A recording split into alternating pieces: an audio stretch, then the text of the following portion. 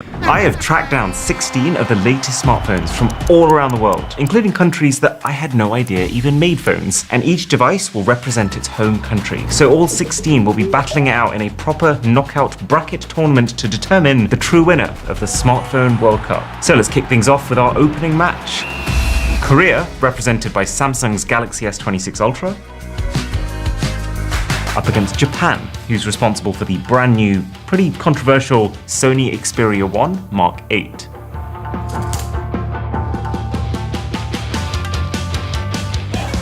And here's what's tricky. Both sides have the same core formation, same chips, same size battery, but it's just they play different strategies. It's like Sony's playing defense. Their entire mission is to protect the things that everyone else has dropped. Like, this phone still has a headphone jack, a micro SD card slot, and dual front-firing speakers, which actually sound amazing. While Samsung has relegated those things, but they've traded them for this all-out barrage of software features. There is nothing that you can't do on a Samsung flagship, with more regular updates than Sony. And then because there's no chunky speakers, you get this larger edge-to-edge screen that's industry-leading in all sorts of ways, including this. And so, what I'd say breaks the deadlock here is the cameras. While the Sony is capable, as you might have seen with some recent controversies on X, it's also less dependable than Samsung's camera. I think the reliability of Samsung's super refined image processing makes this a better phone for most people, which means Sammy's through into the quarterfinal,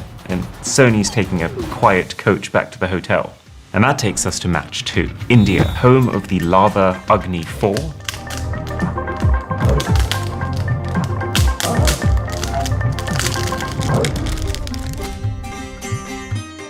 Up against Turkey with their General Mobile's Phoenix 2 Pro. And you'll notice something immediately unusual about this matchup. These look like the same player. Both of these phones, released by separate companies in separate countries, are the same size, the same color, with the same camera bump. They even both have their own versions of an AI virtual pet. Lava Dog, tell me a joke. My name is Vayu AI, not Lava Dog. I am happy to tell you another joke. Why do not scientists trust atoms? Because they make up everything. I've heard that joke before, but I've heard it with correct grammar. Also, it does not sound like a dog. Right, General Mobile's cat, tell me a joke. Why did the cat sit on the computer? Because it wanted to keep an eye on the mouse. Did it tell me a cat joke because I called it a cat?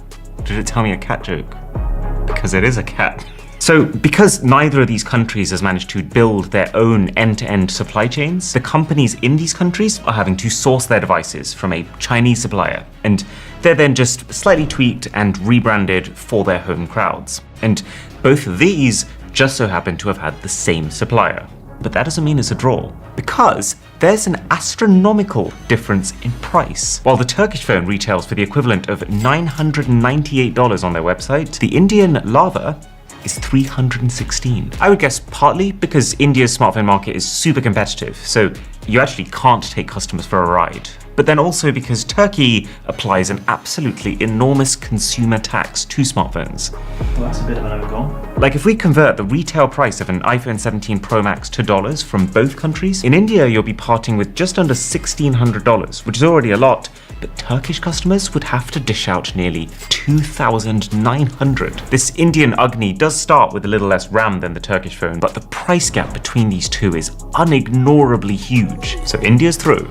But if match 2 is like spot the difference, then match 3 is spot the similarity. Because we've got the United Arab Emirates with their flagship company Thuraya,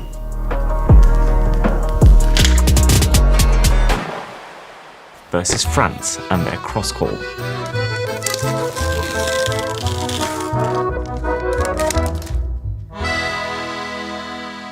In a way, this is the battle of the gimmick. UAE is a satellite phone, so it works like a regular device with a SIM card. But then if I eject this massive antenna, it can also, when you leave cellular coverage, switch to satellite mode to carry on calls, SMS, and location tracking. And it works. We went extremely remote and still got signal. And then France's device is a rugged phone. It's not defined by any one single killer feature like UAE's, but I genuinely think I've never seen this rugged concept done better than it is here. When you put the two side by side, it is so clear just how much more thought the French company has put into its design. Same with the software, which feels more polished and custom, as opposed to the Thuraya that feels rustled together at half time as an afterthought. France is better on paper too. It's got a bigger battery, it's got double the storage, it's got a lower price too. And then just seriously thoughtful touches, like not one but two programmable action buttons, one on each side. That it comes with this X-blocker mounting system that lets you connect the phone up to tripods and bikes. And that because USB-C ports are one of the biggest points of vulnerability, a cover for yours. And then this entirely new X-Link connector that lets you transfer data and do a whole lot more just using this waterproof magnetic contact point. I think it's pretty clear that France has made the better product here. So, into the quarterfinals you go. But that brings us to one of the clear heavyweights in this tournament, China, walking out with the Oppo Find X9 Ultra.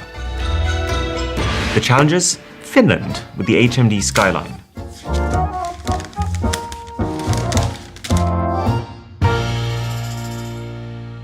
Now, to put some respect on the HMD name, the Skyline's got some genuine consumer-friendly perks. There's a microSD card slot, and the back cover pops off so you can swap out the battery or even the screen by just unscrewing them. And obviously, it's far more affordable than this Oppo. This is a $400 mid-ranger versus a $1,200 flagship. But even factoring in the price, the Skyline really is like bringing a plastic spoon to a gunfight. Even when compared to other phones at its own price, it's just lacking. The camera does not feel good enough for $400. I mean, seriously, like, what is that? The battery life and the chipset are disappointing, and it's all crammed into a package that's the worst of both worlds. Rounded corners on the screen, but sharp jutting corners on the body. Meanwhile, this Oppo is very much at the bleeding edge of its price category, with not one, but two 200 megapixel cameras, one of the biggest batteries that you can get on a phone at 7,050 milliamp hours, and the fastest chip too. This thing ain't just a striker, it's the entire front three, which makes it incredibly tough competition to come up against in HMD's first round, but all's fair in love and ball. Finland's road ends here. And that takes us to the bottom half of the bracket, with two almost polar opposite devices. Germany's Voller Quintus, a privacy-focused phone for people who want to disconnect from Google. And everything else. And against them, Sweden, whose Doro phones are specifically designed to get older people more connected.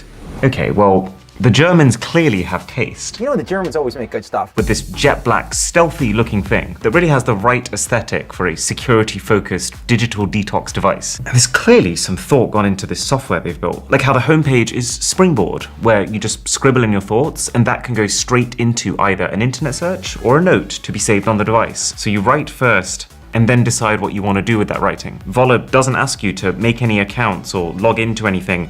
And the absolutely insane thing is that while this is currently running Android with a skin, it can also just dual boot into an entirely Google-free Ubuntu operating system, which makes this Doro look pretty lame by comparison. Obviously, it's not trying to be as cool, it's for your granddad. But granddads can still appreciate a bit of intentional software design. Everything about this just feels so budget. How they've given you a physical home button, but still left the digital one on too. How laggy and slow this software is. How they've not even properly programmed it to be aware of its own screen corner radius. So part of your battery percentage and notifications are sometimes just cut off. Credit where due, this alert button is a genuinely good idea to be able to get help when needed, even if Granddad will probably spend half his time trying to take a photo with it. But overall, it's a win to Germany.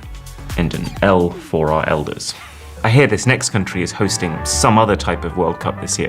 Can't remember what it's for. It's Mexico and their Lanix Alpha 6.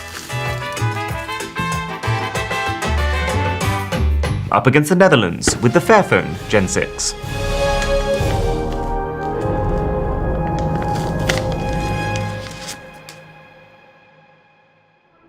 This is the first time I'd say I'm really disappointed. This Lanix has zero redeeming qualities. I mean, it is only $205, but even then, the screen looks incredibly soft, and it genuinely feels like not one person checked this software before shipping. I mean, just look how much space is taken up by the UI in the camera. Why do the apps almost touch the search bar when you go into the app drawer? Who decided to leave just one icon's gap on the homepage to finish the line? And then you realize that on top of that, while this is clearly designed to look like 3 cameras, this one's a flash and this one's an IR depth sensor. So it's one rear camera and not a very good one. This is such a no-show from Mexico that the Netherlands' Fairphone, just by being at least decent and extremely pro-consumer with its almost limitless repairability, can stroll right through into the next round.